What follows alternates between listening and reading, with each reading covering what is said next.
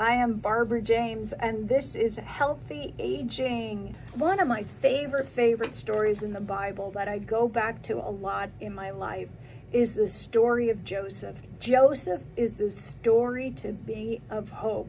Now, Abraham, we just talked about, Abraham had a son, Isaac. Isaac had a son, Jacob. Jacob had 12 sons. And those 12 sons actually determined the 12 tribes of Israel.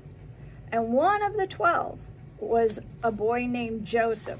Now, many of you, Christian, not Christian, doesn't matter, probably heard of the story of Joseph and the coat of many colors. But here's the short of his story. Joseph had jealous brothers. All the brothers were jealous because Joseph's father favored Joseph. They sold Joseph into slavery in Egypt, and Joseph excelled at everything he did, even as a slave in Egypt. He gets kind of promoted into Potiphar. Now, Potiphar was one of Pharaoh's officials, and Joseph gets promoted into helping Potiphar, and he ran Potiphar's household.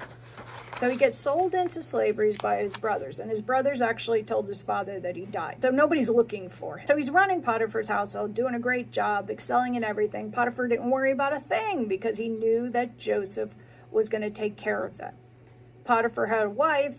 The wife made accusations against Joseph that were a lie. Joseph gets thrown in jail. Here's where the story really just touches me. And let me just divert a little bit here on the story, because some of you are living in jail.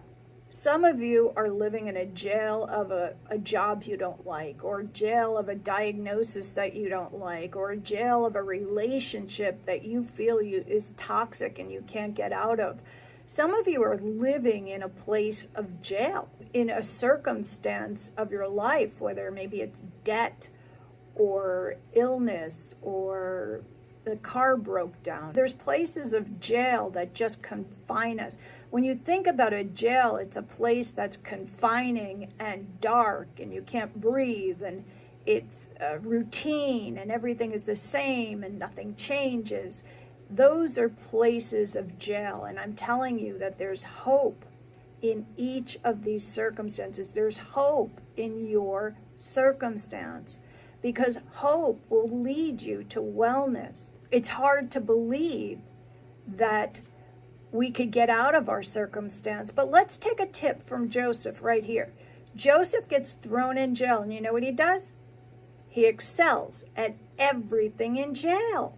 In jail, he's excelling.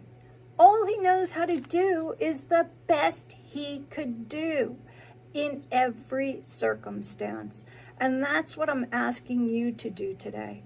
Be the best you could be in every circumstance, regardless of the sucker punch from Satan, regardless if you don't feel like getting out of bed today, get out of bed. Regardless if you don't feel like going to your job today, go to your job and be the best that you could be. Joseph was the best that he could be in jail. He excelled at everything. Now, let's remember back in the time what those jails must have looked like. They must have been disgusting, rat infested, gross. There was no plumbing. We didn't have the modern, I doubt there was even a mat. Who even knows what is in that jail? But he excelled in the circumstance. And that's what we need to do too. We need to excel in our circumstance. So he eventually has this opportunity to interpret a dream of Pharaoh's. And before he interprets the dream, he says this, and I'm paraphrasing here. He says to Pharaoh, I'm not going to interpret this dream. It can only be done by God. Only be done by God. Q family, I tell you that because many times we're walking in these seasons of defeat because we haven't turned to God. Turn to Jesus to help you get out of the circumstance. Pass that over to Jesus to get you out of the circumstance. He interprets the dream, but not on his success. He's like, this has nothing to do with me. But God says the interpretation is this. And go back again, read Genesis and Exodus in the Bible so that you understand all the parts of the story. And I would tell you, read the story of Joseph over and over and over again. I'm going to leave you with this hope today. Joseph interprets the dream. And you know what Pharaoh does? Pharaoh puts him second in charge of all of Egypt. All of Egypt. Let's look at the hope here.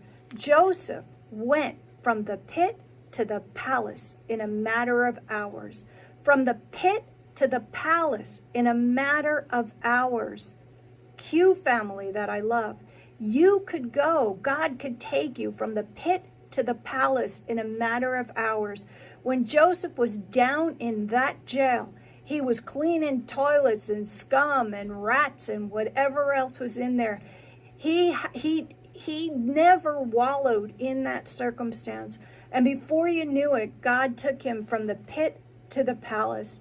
And I will tell you, there have been times in my life where I said this short prayer. I say, Lord, you did it for Joseph, now do it for me. Take me from the pit to the palace. And that's what I leave you with today, because that short prayer, every time I say it, I feel better and I move myself out of a place of defeat and up to a place of success, because I know who's in charge.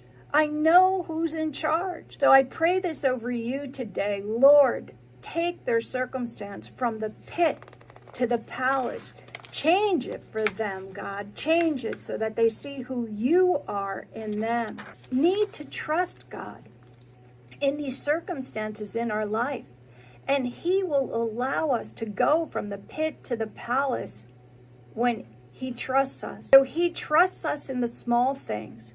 He gives us little things.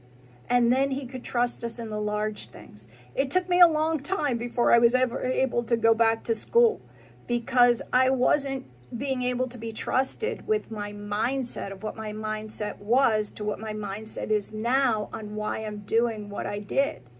So God takes us from different seasons in our life so that we can move into the future, into the better, from the pit to the palace.